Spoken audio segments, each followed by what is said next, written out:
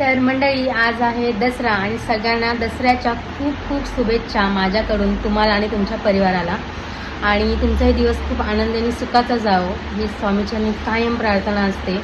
तर आत्ता मी आज सुट्टी म्हणून थोडं लेट उठले आहे. तर आत्ताच अंघोळ वगैरे आपली झालेली आहे आणि आता पूजेची तयारी सुरू. मी आता तयारी करायला चालू केली कारण का भाव आता बाहेर गेला होता आणि सामान वगैरे आणलं खूप सारं, म्हणजे जे लागणार होतं ते सगळं घेऊन आलं. तर चला आता आपण आपल्या कामाला लागूया. जेवणाची तयारी मी थोडीफार केले. त्यानंतर इकडे जेवणाची तयारी, जशी की वाळाची भाजी आणि जिरा राईस. मला खीर बनवायची होती म्हणून वेगळं तांदूळ मी भिजत टाकले. त्यानंतर सगळं सामान विशाल घेऊन आला आणि त्यानंतर मग इकडे हार. तर विशाल इकडे हार वगैरे दरवाजाला लावला खूप छानपैकी.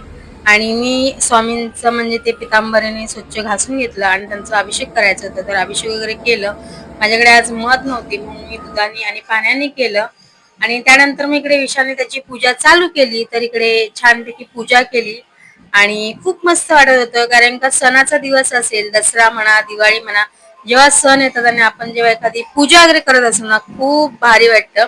आणि खूप छान पूजा वगैरे झाली आणि ते धूप आणि कापूर असं जाळून तेही खूप छान, घरामध्ये एक मन प्रसन्न होईल असं वातावरण होतं. तर तेही जेव्हा आपण गुरुवार म्हणा, मंगळवार म्हणा, अशा जेव्हा वाराला आपण करतो ह्या सगळ्या गोष्टी, तेव्हा खूप भारी वाटतं.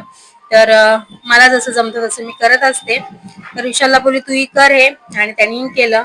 त्यानंतर मग मलाही दुर्वा व्हायचा होता गणपती बाप्पाला आणि छान दुर्वा वगैरे व्हायला, आरती वगैरे केली आणि छान आशीर्वाद घेतला आणि देवाला म्हणजे सगळ्यांच्या इच्छा पूर्ण होऊ दे. तर होय महाराजा असं बोलून चला आता आपली चहाची पार्टी आहे. तो खूप दिवसांनी घरी असल्यामुळे चहाची पार्टी आणि इकडे चेअर्स.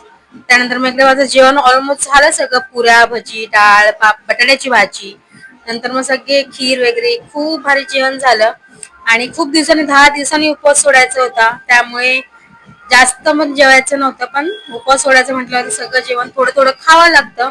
त्यानंतर मग आम्ही संध्याकाळी झोपून उठलो आणि नंतर मग भावाने गाडी घेतली. त्यासाठी आम्ही गेलो शोरूम मध्ये आणि छानपैकी गाडीची पूजा वगैरे केली, गाडी घेतली आणि गणपती बाप्पा मोरया बोलून विशालने गाडी चालवली.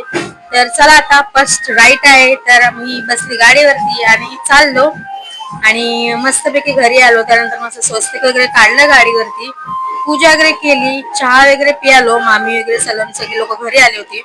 तर छान चहा वगैरे पिऊन थोडीशी गप्पा गोष्टी केल्या.